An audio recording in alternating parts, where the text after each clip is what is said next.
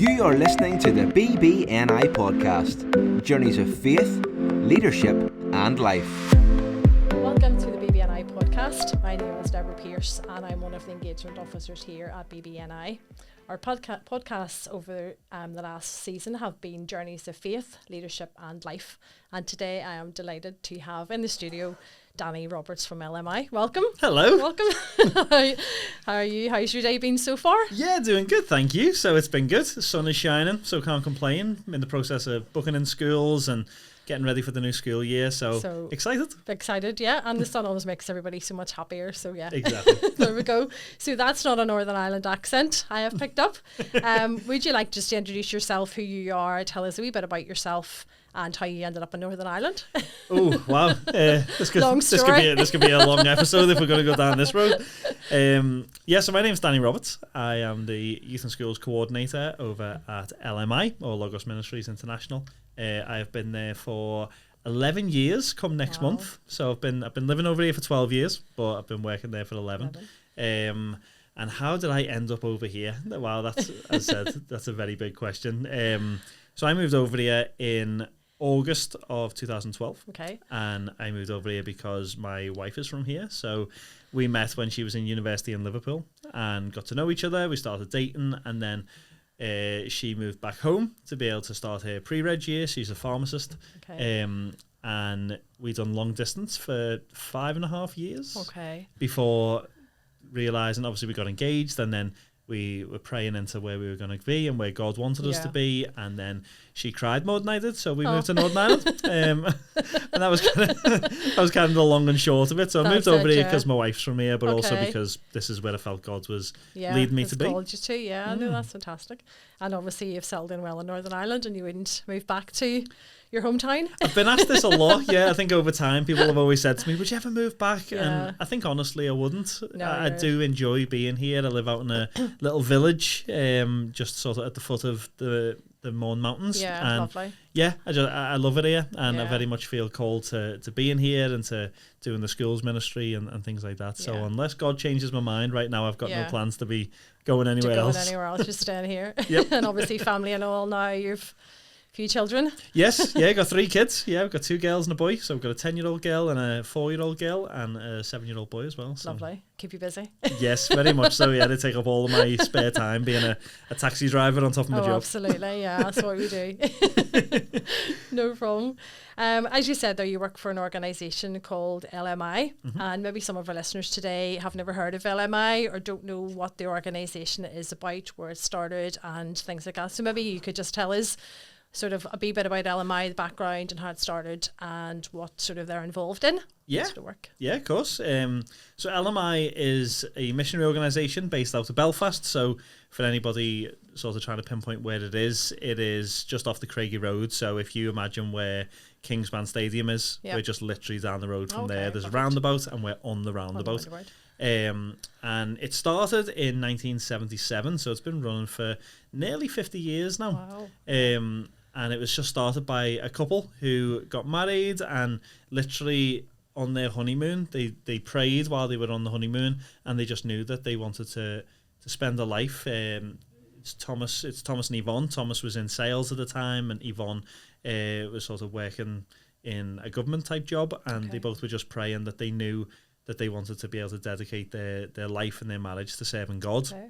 So they went into that and started doing just a little group on a Sunday night in their home where they tried to meet with young people and young adults and sort of teach them about missions and things like that. And long story short, it kind of expanded from there, that they realised that they wanted to try and get involved in mission and reaching young people and being able to help people in different parts of the world. They spent a little bit of time out in Africa and stuff, and it's kind of developed over time into what it is now, which is kind of an organisation that does a number of different things. So we sort of have our mission awareness program, which is an area of ministry which is dedicated to what we initially set out to do, what Thomas and Yvonne wanted to do at the start, which is raising awareness and inspiring people to be involved in mission work, yeah. whether that is in your own church, whether that is on the other side of the world, and teaching people that everybody has the ability to be involved in mission. Yeah. And so many times when I'm in churches and in youth groups, you'll say to people about being involved, and people will say, oh, I can't do that, I'm too old, or I'm too young. People assume you have to actually go out to the field to be, Yeah, and it's trying to show people that actually no, like you dedicating yourself to praying for people that are in the mission field is just as much an integral part of mission work as being out there. Yeah. Because you need people to be standing with you. You need people financially supporting you. You need people that are going to be praying for you. You need people that are going to be reminding people back at home of the work that's going on in other parts of the world. So we have that area of the ministry, sort of keeping that, inspiring people to get involved in mission.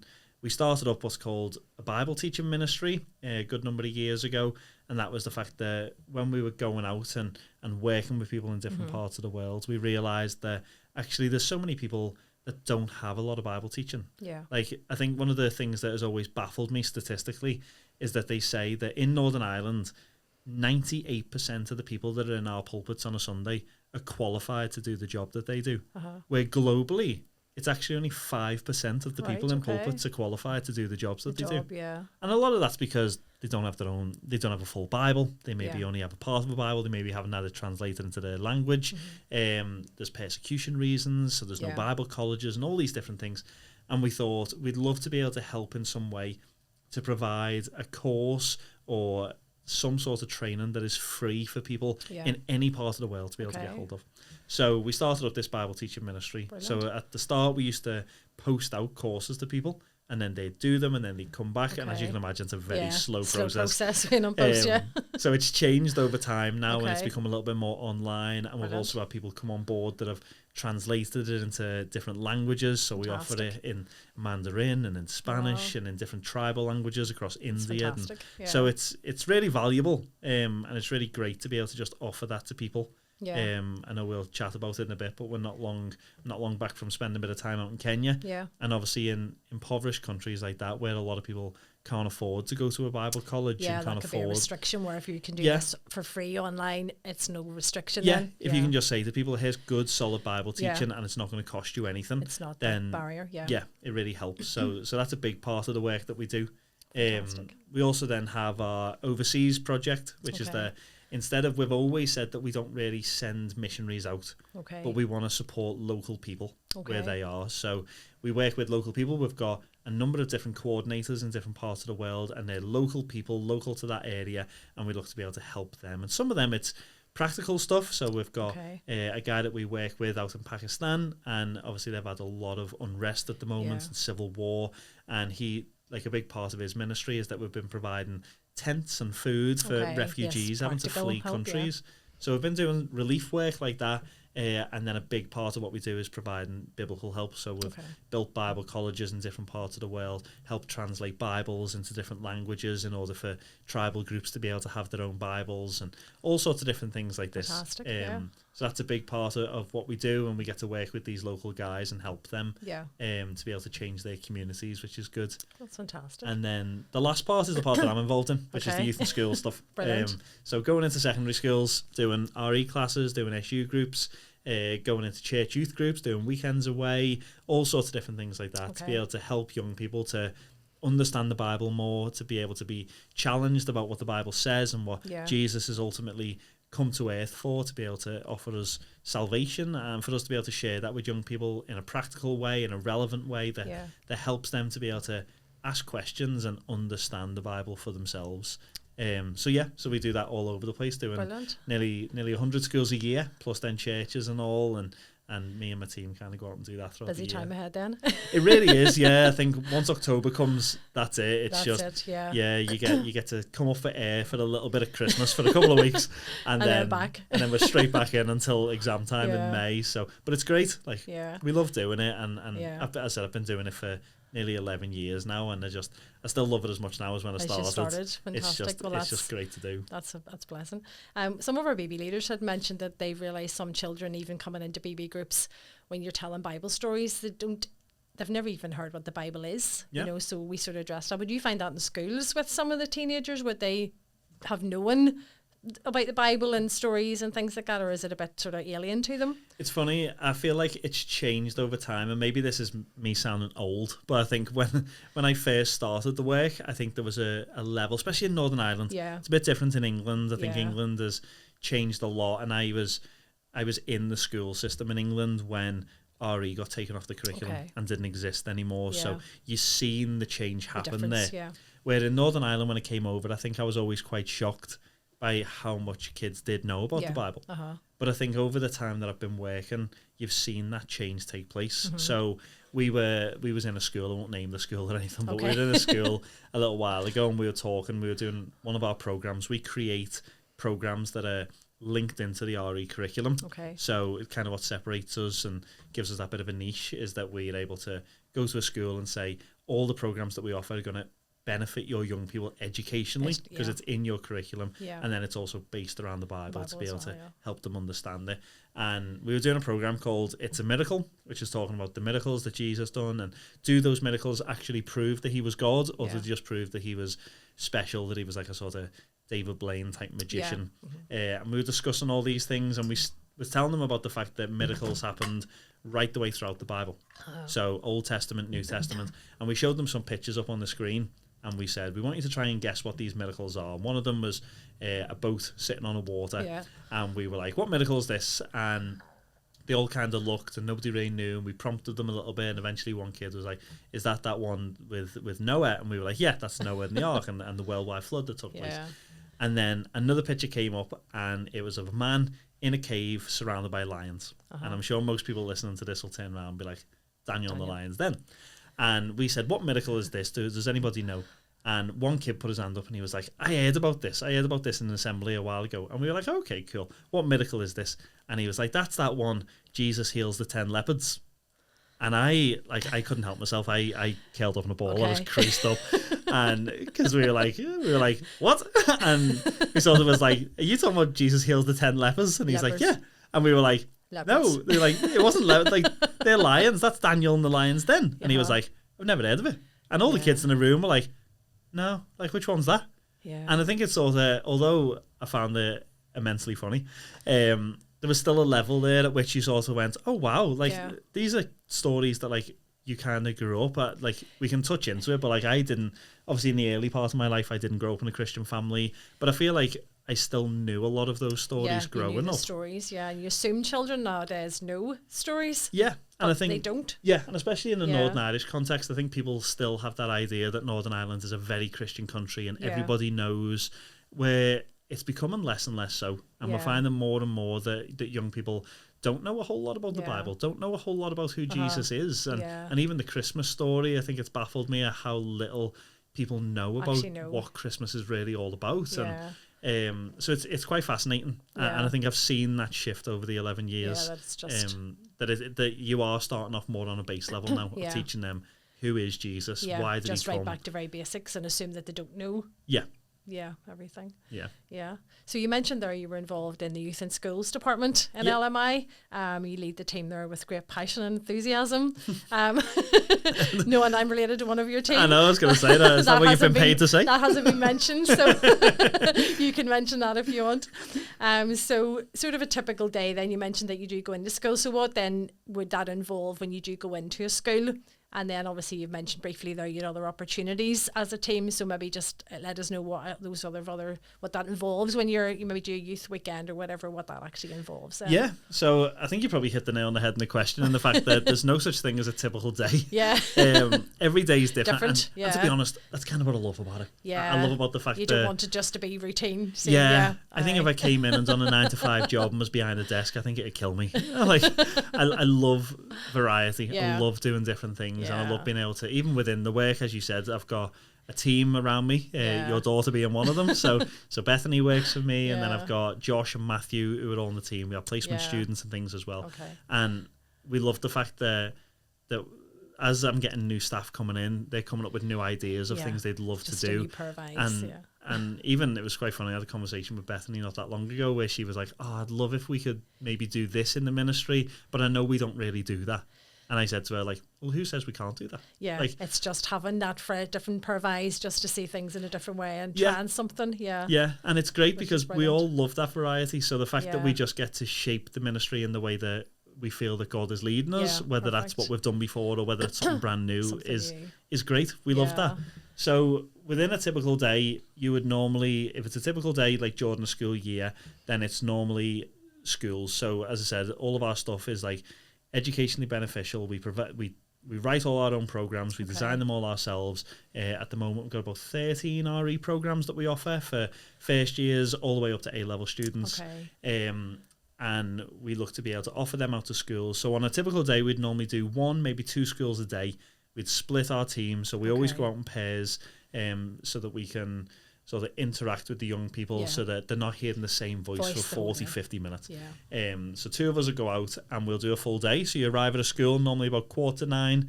We're going in, we're doing 7-8 lessons in a day, depending on how many is on the timetable. We'll maybe do the SU in the middle of the day as well. And yeah, normally it's quite funny. Like one of the things that I've instilled in my team is that we don't have a script. Okay. We memorize everything. Okay. Because it's so much more important to engage with the young people. Okay. And make sure that they're listening and ask them questions and keep eye contact with them. So everything we do, we have the PowerPoint up behind us, but the actual script of what we've done is memorized. Okay. And sometimes going into a school, they're asking you to do 5 or even 6 different programs in a day. Okay. And so when we go in, you've got to have them all memorized. Which sounds... I'll not be joining your team. It sounds massively daunting. But I think that you get halfway through the year and the problem stops being memorizing the programs and the problem starts being not to sound like you've done this a million times before. These all go, this one again. I know what my script is. I know what I normally say. And that's also why we're in pairs. So you're not having to learn 60, 70 slides. You're only learning half of it. Half of them, yeah. Good idea. So we go in and then we move about from classroom to classroom, wherever they want us, and we do the different programs. Okay. So interacting with the young people, I said 30, 40, 50 minutes, depending on the lesson times. Do the SU, and then you finish, we debrief, we sort of reflect upon the session and what went well, what didn't go well, we pray, and then we either go home or a lot of times we have nighttime meetings then as well. Okay. Whether that be getting the opportunity to preach in churches, which we love being able to do, obviously.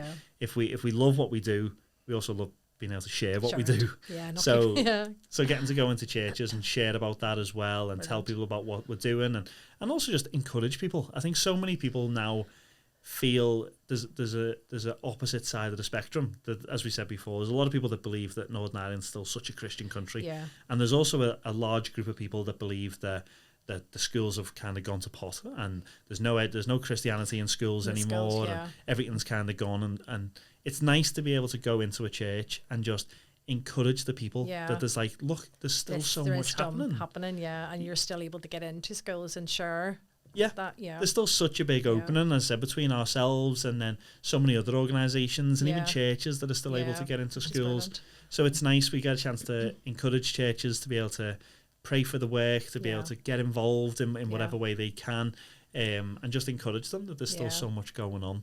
And then that normally leads into being able to get it opening in church youth groups where we'll do catered programs for them. We'll do discussion programs. We've got video resources, whether it be one of the things that we're involved in is a video ministry called Shine. And then we've also done a video resource with yourselves, which I'm sure we'll touch on in a minute. So we offer all these different types of things, and then we offer weekends away as well. Because a lot of churches, like I'd say most churches in the country, their youth is run by volunteers. So to be able to go to churches and say, look, similar to our Bible teaching stuff, to be able to say, we've got these programs, we've got these weekends away, we've got all these resources, and we want to give them to you for free. And we'll come in, we'll run stuff for you, we'll all of this different things. Like, I just love that. I think everything ultimately has got to come back to the church. I love what we do in LMI, but ultimately I think I believe myself thoroughly that if our purpose in what we do is not ultimately serving the church, whether that be introducing young people to Jesus and helping them to be able to get integrated into local churches, or whether it be getting young people in churches and helping them to grow spiritually to be the church of tomorrow, I think ultimately we're wasting our time, really. So So it's great to be able to do that we can help the yeah. churches, support the churches, offer free resources, yeah. and be there for them. We Yeah. would mentor a lot of people, a lot of church youth leaders, and help Okay. them throughout the year as well. So yeah, there's just a real mix and bag of what we do. So that's not, as you say, it's not a typical it's really not. It's varied weekend, yeah. And if any churches or sort of leaders are listening and they want to, that would be really good for our youth group, how do they go about then contacting you, or what's the best way to get in touch with LMI? Oh, so normally it's just through the website. Okay. So you can go on our website, which is, if you just search on Google for Logos Ministries International, Yeah. or you can just go on the internet and just go to lmi-org.net. Yeah. That'll take you to it, and you can go on our Youth and Schools page, and it'll show you all of our there, programs yeah. for this year, and then my email address is on there as so well. Then it's just So that yeah, sort of sparked away out will be me if I'm listening to something going, oh, that would be really good for our youth Yeah. group. So no, that's brilliant. Thank you. So over the summer you had an interesting trip away Yes. with your team to Kenya. Do you want to tell us just a wee bit about that? Maybe a wee highlight, maybe a low, whatever. I know it was an experience, let's just say. And then maybe, did you see sort of obviously vast differences between life there and life in Northern Ireland? So, that's a lot going on there, but oh yeah. just, yeah. I think it took me long enough to get used to Northern Irish culture. Never mind having to get used to then African culture on top of that. Completely different. It really is. But yeah, during the summer we got the chance. We have a coordinator based out in Kenya, out in northwestern Kenya, so just near the Ugandan border. Okay. And we've been working with him for probably nigh on 10 years now. Helping him within the ministry that he's doing. Like, for any of us that don't know too much about Africa, one of the biggest issues I suppose they face is prosperity gospel. Okay. They live in a place of extreme poverty, and so there's so many people that, even though they're pastors and even though they're running churches, obviously they're not getting paid for doing that because they can't afford to pay ministers. So they start to feel that the best way to be able to support their families is through telling the people in the church that, oh, well, if you give all your money to the church, then God's going to bless you 10 times the amount. And sort of a lot of these verses that we hear in different places, and they're using it as a tool really to just take money from the people to support themselves. And it's become a really big rising issue in Kenya and in Africa as a whole, but specifically in Kenya just because of the poverty. So the guy who we work with out there, we've looked to try and help him for a little while now to be able to tackle this and to be able to fight it. He's really gifted with agriculture, so one of the things that we've done over time is developed with him to be able to run a Bible course. So we offer obviously our Bible teacher ministry programs to him, and then we helped build a Bible college. And what he does then is brings people in to be able to learn about the importance of theology, the importance of good teaching, to know the Bible for themselves. And then also alongside that, he teaches them practical agriculture. So how to be able to look after themselves, how to be able to start a sustainable business. And then for everyone that graduates through that college, we as a gift give them 200 baby chicks. Wow. As a graduation present, which is weird. I'm sure. I know, listening going on. If you've ever been to a Bible graduation from a Bible college, no. you normally get given a signed Bible or something. But 200 chicks is a very different present. But what that enables them to do is to start their own sustainable business. From what they've learned through the Bible college, they're able to teach good Bible teaching and also not ask the people for money other than what they're given, obviously just out of their own free will to be able to support the church. What they're doing then is using the gift that we've given them and what they've learned to be able to start their own sustainable business alongside their ministry.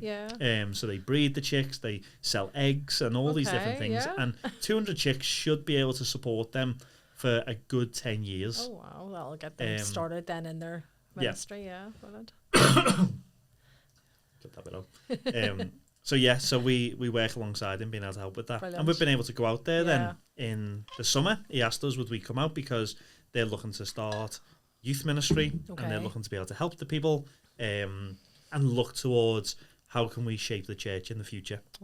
So they said to us, would you just come out and share with us a little bit, do some seminars, do some training, do some leadership stuff, and work with them. So it was such good fun. Such a good opportunity and time away. And obviously then sort of completely different to Northern Ireland culture. Very much so, yeah. So it was good. All right. Yeah, I'm good. So it was really interesting. It was really interesting to go out there and just to see what goes on. Yeah. To be able to get a grip of the culture and to be able to understand the people. And it'll help us in the future to be able to know how to work with them better, I think. Yes, because whenever you're actually there, then you can see. Yeah. So You can see what their actual need is. I think Kenyan people are really polite people. Okay. They always want to please you. And I think even going out there, you could see that they always wanted to do stuff. I think one of the things you say about low lights, it wasn't really a low light, but one of the things we found is that we turned up at the hotel when we arrived in Kenya, and we got a shower, we got settled, we had food, we went to bed. Next day, went to get a shower when we woke up because it was so hot there. You were sweating all the time. No hot water. Okay. And we said to the guys in the hotel about the water, and they were like, "Oh, it's not a problem. We'll fix that tomorrow. It'll be fixed tomorrow." Yeah. Like 3.5 weeks we were out there, we did not see hot water again. Right. Like we were cold showering every day, but every day they were like, "We're gonna fix it for you," and they tried their best. But instead of saying, "Look, we can't get this fixed. We don't know what's wrong. It's maybe a pipe underground." Yeah. It was always, "We'll fix it tomorrow. It'll be done." Yeah. Because they're just so polite and they want to be able to serve you as best they can. But sometimes that can lead to bigger problems because they're saying that things are getting done and they're saying and that they can, really. and it's not. And it's the same with ministry. If we're giving them and helping them and providing stuff with them, and it's maybe not going well or it needs to be adapted, they're not going to tell you that. Yeah. Because they feel like that's maybe offensive to you. Yes, so they're just being... So going out there meant that we could see firsthand what we've done to be able to help them, and if it is actually helping them. Yeah. So that'll help us in the future with it. Okay. But it was such a good opportunity. The culture was just, it's so different to ours. Yeah. Everyone's so relaxed. Everyone's so laid back. Every day they'd say to us, "We've got a conference that we're speaking at." I said we spoke at leadership conferences, women's conferences, youth conferences, Sunday services, and they'd say to you, "Right, we'll pick you up at 9 o'clock. The conference is at 10. We'll pick you up at 9 o'clock." They'd rock up to the hotel about 10 to 10, knowing that it's like an hour's drive away. Yeah, just so chilled. Yeah, you'd arrive there and you'd be like, "Oh, cool, the young people are here. Do you want us to get started?" And then it was like, no, we're going to have tea rush. first. And like everything was just so laid back, even to the extent that the hotel that we stayed in, the first night we were there, we said, "Oh, we're not very hungry. We've been at somebody's house and we've been meeting people all day." And we said, "Could we just get a plate of chips? We just get a plate of chips each and we just have that for dinner and that'll do the job." And we asked them for that and we sat in the restaurant and that was about 6 o'clock and the chips arrived at about 7:45 that night. And it wasn't because of conditions. It wasn't because of it. It's just because someone peeled the potatoes and then they thought, "Oh, I'm going to go for a walk." And like they were just... It's just such a different... We're here. If you waited like that amount of time, you'd have been away out the door. Yeah. So everyone was just so horizontal. Like they were just so relaxed. So chilled. So the culture was so different. And I think it's getting used to that because we live in a culture that's so dominated by time. Time we want it on time we want it. If you say you'll be there to pick someone up, you need to be there. Yeah.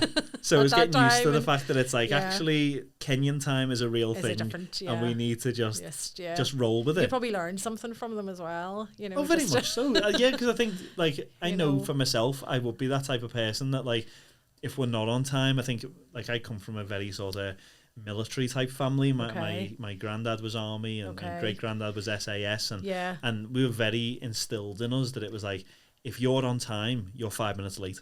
You should always be early for everything. And so that's so like if I'm not early for stuff I start getting panicked and I start getting anxious. So being out there, I think it was a real test for myself that I was like, just to sort of actually just chill. You were an hour late for everything, and you were just like, I just have to roll with this. It's okay, like, and just adapt. And even as the program changed, sometimes you'd be arriving to do a certain program, and then different people would turn up, and like just adjusting. Like I'll tell you one story, which I don't know how good this is for your podcast. You can cut it if you want. But the second day we were there, so the Saturday. We were going just to look around the Bible college that we built to see the extension that was taking place, to be able to see the tractor that we'd provided for them, to be able to help with the practical agriculture courses.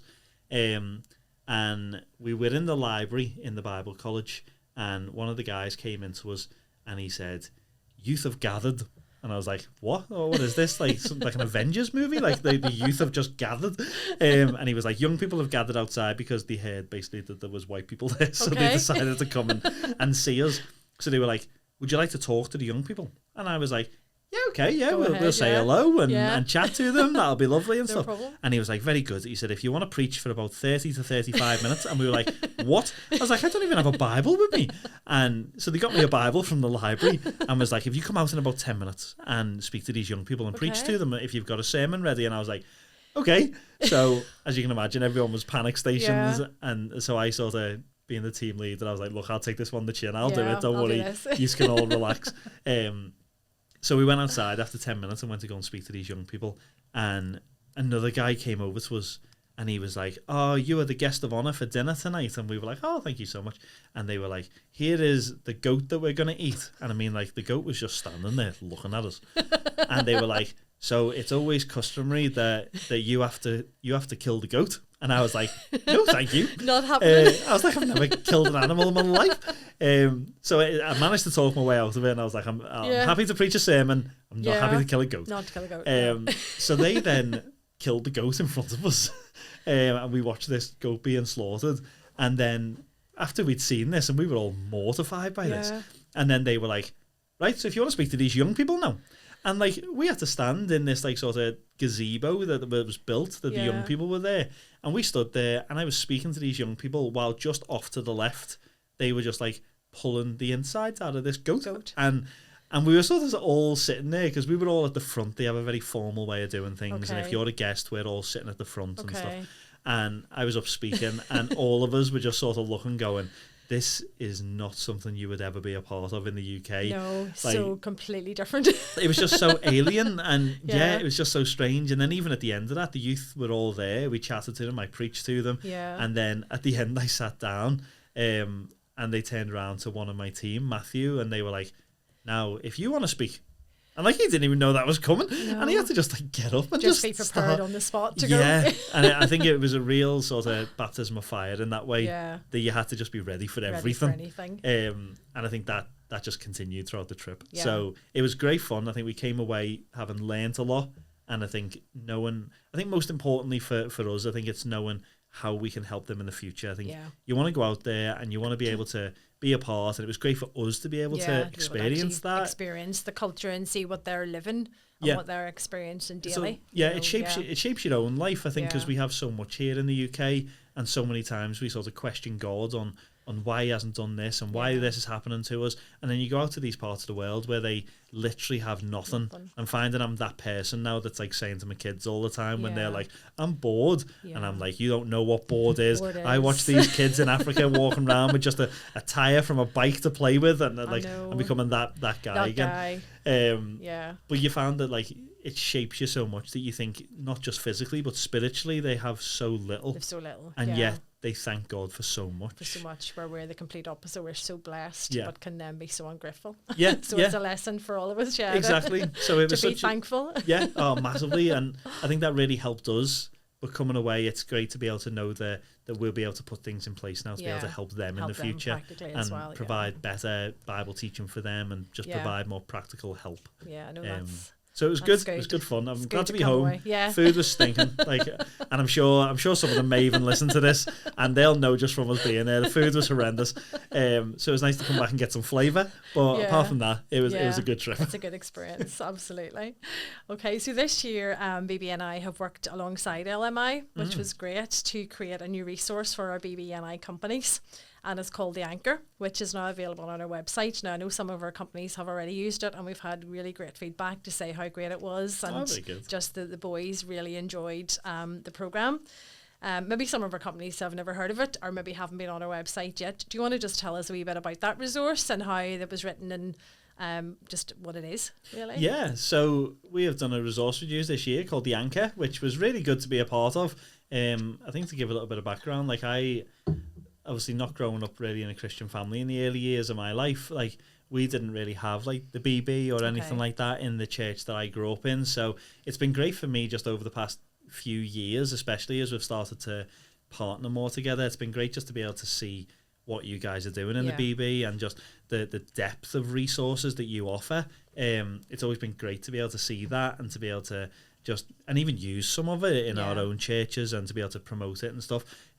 But then a lot of my team obviously grew up going to BB and GB and different things like that, and some of them even run it now in their own churches. So when you approached us and asked us to be a part of a resource with you, we were all really excited about that. It's such a good opportunity, and most importantly, obviously, it's something that's going to ultimately benefit young people, and that's what we're all about. We want to see young people grow, and we want to see young people reached and taught about Jesus. So we were happy to be part of that, which is good. So yeah, he's approached us and asked us to do this Anchor resource, which is sort of it's for juniors and seniors, isn't it? Yeah, and anchors as well. So I think it's for every age group. Yeah. So it's kind of something we produced a variation of videos. For just age group, so just so everyone doesn't think we've kind of copy and pasted the videos for everyone, we created numerous different videos that change depending on the age range. Yeah. And it's just teaching the young people, the children, like what the anchor is. Obviously, it's a massive part of your logo and everything. But so many people don't know, which we figured out Jordan filming, because we interviewed a lot of young people, and a lot of people didn't know what the anchor was, what it meant, what the symbol was actually all about. Is it just a sort of nautical thing? Have you just got some sort of links to boating or something? So to be able to go through and to be able to share about what the anchor is, and about the sort of the hymn that it is based around as well, that we have an anchor that keeps the soul, and about God being our sort of sure and steadfast anchor, and to be able to go in depth on that, I think it was really fun. I think you'll see in the videos, it was a really fun resource. We've tried to keep it as much as the Bible teaching is deep, and we want to be able to really share about what the anchor means, so that young people can really own it for themselves, that it's on their chest, it's on their jumpers that they wear, and to know what it is, and to be able to have that depth of knowledge, to know that Christ is in our heart, that he is an anchor that keeps us sure and steadfast through the different storms we face in our life, is really important. But we've also tried to keep it very light in terms of the content is hopefully engaging, it's fun, there's comedy in it, and there's a lot of discussion points as well. It obviously comes with a sort of leader's guide as well, that'll give further talks, further discussion points and activities and all sorts of different things like that. So we were able to be part of that, and obviously it's gone live now, which is it's live. So exciting. It's live on our website on the BB in the resource area. Those leaders that want to use that would be great. And as you say, there's the extras as well, if they want to sort of ask questions and sort of make it a whole evening. Just they can use that for then a whole program for one evening then. Yes, it's a really good series, and I think I was glad, because obviously I didn't write it, and I think it's worth saying this, because sometimes I can come onto something like this and just seem like I'm taking all the glory. It was very much written by Bethany, who I know has very much a passion for BB and for GB as well, but she was really keen to want to do this, and because we do so many resources, I was keen to let Bethany do this. So she wrote all the script for it, and she was very much the lead point in even the videography side of it and everything. So she's done a really, really good job there. So I'm hoping that she's happy with it. I know we were very happy with it, and it's great just to be able to. Hopefully it'll be the start of many things that we do together, but it's a really good resource. It's well worth checking it out. Good. If you're listening and you're thinking, I haven't done it yet, get on it and get onto it. And I didn't help Bethany at all, so she no help from her mother there. There you go. So one last question, you'll be glad to know. All of our guests sort of that come in, we do ask them the one sort of question. So what is one piece of advice that you wish you had been given when you were younger?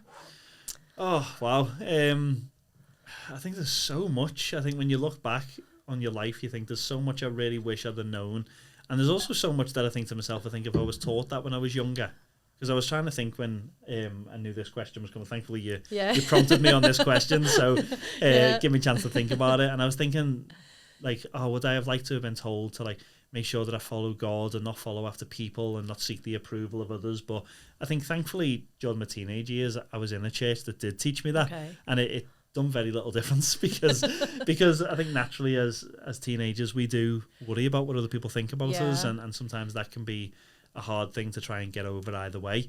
But I think there was two things that I mainly thought about, and I think I'd have loved to have maybe known this when I was a little bit younger, is in that whole realm of people pleasing. I think I'd have loved to have been told when I was younger that it's okay to say no. And I think there's so much that we feel, especially if we're involved, maybe if we're starting to get involved in leadership in our church and different things like that, there's such a need out there to be involved in so much stuff that when people see that you're willing, you end up getting involved in everything. And And even as a young person, like, I can start to really burn you out. And I would be the type of person that, like, I love saying yes to new things. Yeah. And I always feel like it's a missed opportunity if I don't say yes. No. Yeah. But it's okay to say no, because, like, you've got to be able to know what God wants you to do, and also to know that there's opportunities that you can let pass by, and that's okay, because it'll give other people a chance to be able to do that. So I think looking at my sort of late teens, early 20s, I think one of the things I really struggled with was saying no to stuff. And I think I'd love to have been taught that, like, it's okay to say no to things. Feel guilty. And I think the other thing I thought about was that I'd have loved to have sort of told myself, especially as a young person, I always think I'd have loved to have been told that you need to just stop every now and again. Yeah. And funny enough, I actually said this to your daughter and son-in-law when they got married. I think one of the pieces of advice that I did get told when I was in my early 20s was, when it came to, like, my wedding day, is they said that it's a bit like life, that they were like, it passes you by so quickly. So make sure you spend time to just stop and look around and really just take in those moments. Yeah. And I think when you're a young person, and there'll be people, I'm sure, listening to this who are maybe teenagers and even early 20s, and you think to yourself, oh, I've got so much to do, I've got so much going on, I'm so busy, and, like, you haven't got time to stop. But, like, it does just pass you by so quickly. There's a quote by, there's a movie that was out probably in the late 80s called Ferris Bueller's Day Off, and you might remember it. Yeah. And there was a quote in that it just said, life moves pretty fast, and if you don't stop and look around once in a while, you could miss it. Yeah. And I think, like, from everything that's happened in my life, from growing up on a council estate in Liverpool, through the schooling that I've had, and getting saved, going to church, moving countries, having a family, like, these things have just passed by so quick. Yeah. And sometimes you think to yourself, oh, I really wish I'd took more time to enjoy those moments, maybe when I was a bit younger, and those key things in life, because everything does just pass by so quick. Life does just whiz by, really, doesn't it? we fill our lives, especially, it's a Western thing, especially, is that we fill our lives just full of stuff all the time, and we've always got to be, like, doing something and at something, and we're always busy with something, and it's like, now and again, it's okay to just stop and to just go, to look around, and, like, as I've got older, I spend a lot of time now, obviously where I live as well is a good part of that, is that I spend a lot of time up in the mountains, because it does give you the chance to just stop and to look around and just be thankful for all that God is doing, like, to be able to look at his creation and to be able to reflect back and to think about all that he's done, even just in the past weeks and months and years. You see God working in all these different ways. Yeah. Like I said, I moved over here as a 24-year-old with my car, with my entire life's belongings in here, moving away from all my family, all my friends, and just thinking, what am I doing here? Yeah. Like, what have I done? I remember driving up by Hillsborough Castle and just thinking to myself, like, what have I done? Like, I've left everything I've known. Like, and then just, like, it feels like in a blink of an eye, 12 years have gone. I've got 3 kids, I'm married, and I've seen how God has really worked in so many ways. I think it's when you stop and look back, then you can see how God's hand was in every area of your life. Yeah. But sometimes we forget to do that. We forget to stop. Yeah. And we can forget, and we can look at the here and now and think, oh, well, this is going on in my life, and why isn't God intervening, and why isn't God helping? But when you stop and look back, you've seen how it hasn't always been in the way that I wanted it to be, but God has worked in every single situation in my life. And he will work out his plan in your life, and the same with the listeners, just God will work it all out. Yeah. Oh, very much so. Pause. Yeah, so just go take to Kenyan time and pause. Chill. Yeah, just maybe not that slow, but definitely slow down a bit. Slower. And, take time to just take in what's going on and just be thankful for all that God's doing. Absolutely, yeah. Well, thank you so much, Danny, for joining us today. This is my first podcast, so you've made it very easy for me. So thank you so much for joining us. Continue to pray for the work of LMI, and if you continue to pray for our BB leaders as well each week as we serve. So thank you so much for joining us. Thank you so much. God bless. Thank you. Thank you for listening to the BBNI Podcast. Subscribe to us on wherever you get your podcasts. We look forward to joining with you next time.